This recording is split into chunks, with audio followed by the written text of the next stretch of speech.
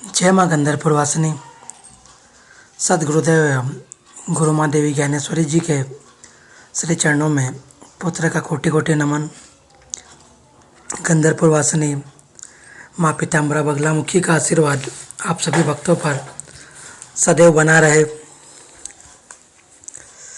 भक्तजनों, हमारे पूर्वजों ने अपने अनुभव और गहन चिंतन से जो शिक्षाएं दी है वे आज भी उतनी ही प्रासंगिक है जितनी हजारों वर्ष पहले थी।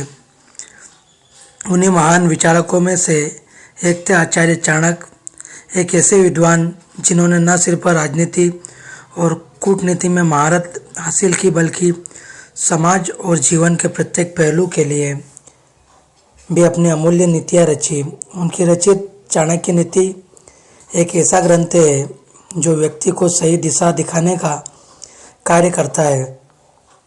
इस ग्रंथ में जीवन की जटिलताओं को सहजता से समझने और समझाने वाले सूत्र मौजूद है। चाणक्य का मानना था कि मनुष्य का आचरण ही उसका वास्तविक परिचय होता है।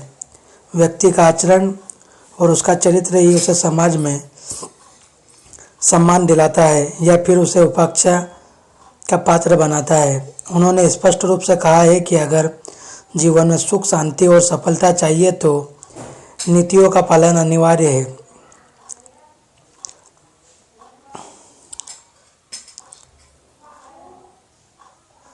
भक्तजनों,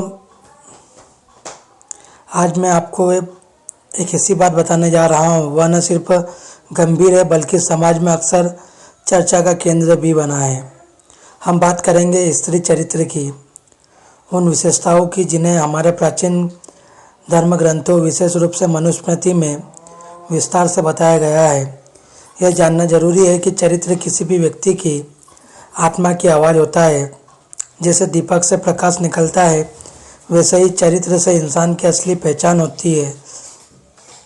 एक उत्तम चरित्र वाली स्त्री समाज में श्रद्धा और सम्मान की पात्र होती है, जबकि चरित्रहीन स्त्री समाज में अपमान और निंदा का कारण बनती है।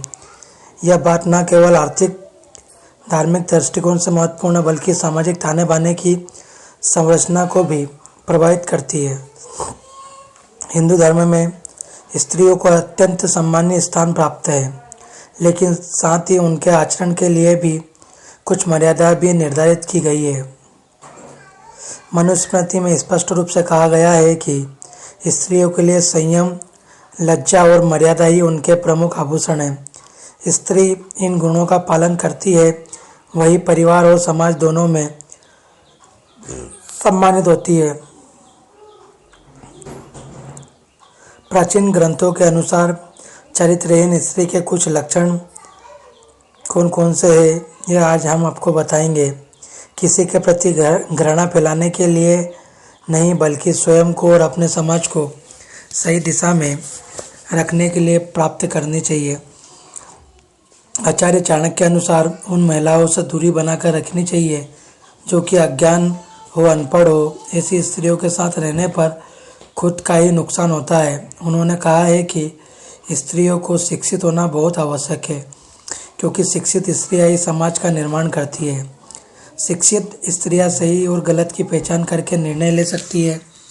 ऐसी स्त्रियां परिवार के विकास के साथ साथ समाज का भी विकास करती है। आचार्य चाणक्य ने कहा कि जो स्त्रियां स्वार्थी और लालची होती है, पुरुषों को उनसे दूर रहना चाहिए। ऐसी स्त्रियां अपने स्वार्थ से आपसे जुड़ती है और स्वार्थ पूरा होने पर आपसे दूरियां बना लेती है। अगर ऐसी स्त्रियों से कोई पुरुष संपर्क रखता है तो उसे तुरंत ही ऐसी स्त्रियों से दूरी बना लेनी चाहिए, नहीं तो पुरुष का पूरी तरह से सर्वनाश होना निश्चित है। मनुस्मृति के अनुसार जो स्त्री मदिरापान आदि ग्रहण करती है, जो असज्जन पुरुषों के संपर्क में रहती हो, जो अपने पति से विमुख होकर दूसरों के साथ संपर्क बनाती है, ऐसी स्त्री का पतन निश्चित माना गया है। शराब के प्रभाव से न केवल शरीर बल्कि बुद्धि और आत्मा भी दूषित होती है। जब स्त्री शराब अर्थात मदिरापान करती है तो वह अपने आत्म संयम को खो बैठती है, जो कि चरित्र का पहला शत्रु है। दूसरी ओर जो स्त्री बेवजह घर से बाहर घूमती है, समय असमय तक सोती है और अपने घर परिवार की जिम्मेदारियों से भागती है, वह अपने कर्तव्यों को छोड़कर भटकाव की ओर जाती है। मनुस्मृति कहती है कि स्त्री का सौंदर्य तभी तक सुशोभित है जब तक उसमें लज्जा और मर्यादा हो। जिस दिन यह दो आभूषण छूट जाते हैं उस दिन वह समाज में सम्मान खो बैठती है।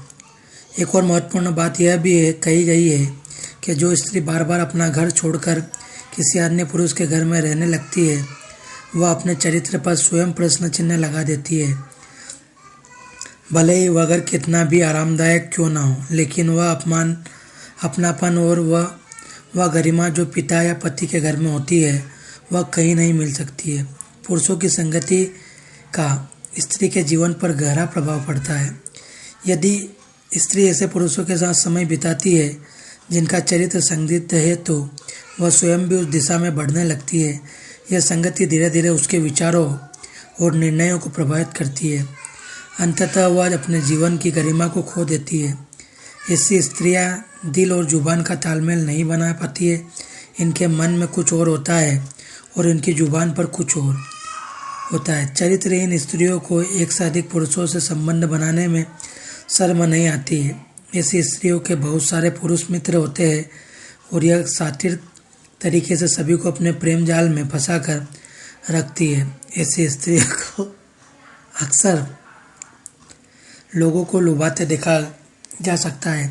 ऐसी स्त्रियां पूरी कोशिश करती रहती है कि सभी लोग उसे देखें और इसके लिए वह किसी हद तक भी जा सकती है। चरित्रहीन स्त्रियां अपने पति को धोखा देती है, किसी एक पुरुष की ना होकर रहती है। कुछ बातों को हम आधुनिक दृष्टिकोण से भी समझे।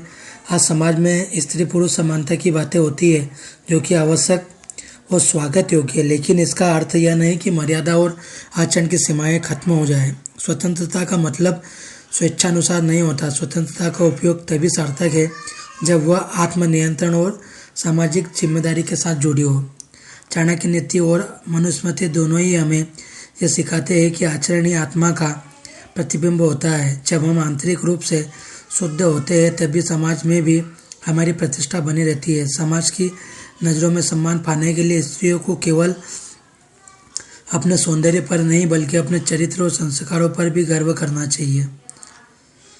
भक्तजनों, हमारा उद्देश्य किसी पर उंगली उठाना नहीं बल्कि यह स्मरण कराना है कि हम सबका जीवन एक उदाहरण होता है, अपने परिवार के लिए, समाज के लिए और अगली पीढ़ियों के लिए। यदि एक महिला अपने चरित्र से समाज में उजाला फैलाती है तो उसका प्रभाव आने वाली कई पीढ़ियों पर पड़ता है। समय के साथ समाज बदला है, विचार बदले हैं, लेकिन मूलभूत सच्चाई आज भी वैसी ही है। संयम, सच्चाई और मर्यादा आज भी चरित्र निर्माण के मुख्य आधार स्तंभ है। किसी भी धर्म या ग्रंथ की सबसे बड़ी सीख यही है कि जीवन में सदाचार बनाए रखे और अपने कार्यों से समाज को प्रेरणा दे। अब एक आखिरी विचार आपसे साझा करना चाहूँगा कि एक पुरानी कहावत है, इज्जत कपड़ों से नहीं चरित्र से पहचानी जाती है। इसीलिए यह जरूरी है कि हम चाहे स्त्री हो या पुरुष अपने विचारों, कार्यों और व्यवहारों को ऐसा बनाएं कि हम स्वयं के साथ साथ दूसरों के लिए भी आदर्श बने। चाणक्य नीति के अनुसार एक स्त्री अच्छी पत्नी तभी कहलाती है जब वह अपने धर्म, कर्म और वचन से शुद्ध हो। उसे यह उसके द्वारा बोली गई बातों के लिए किए गए कार्य का परिणाम होगा। उसे अच्छी तरह और कम पैसों में भी घर चलाना आता हो। इसके लिए साथ ही पति से प्यार करे, हर सुख दुख में उसका साथ दे।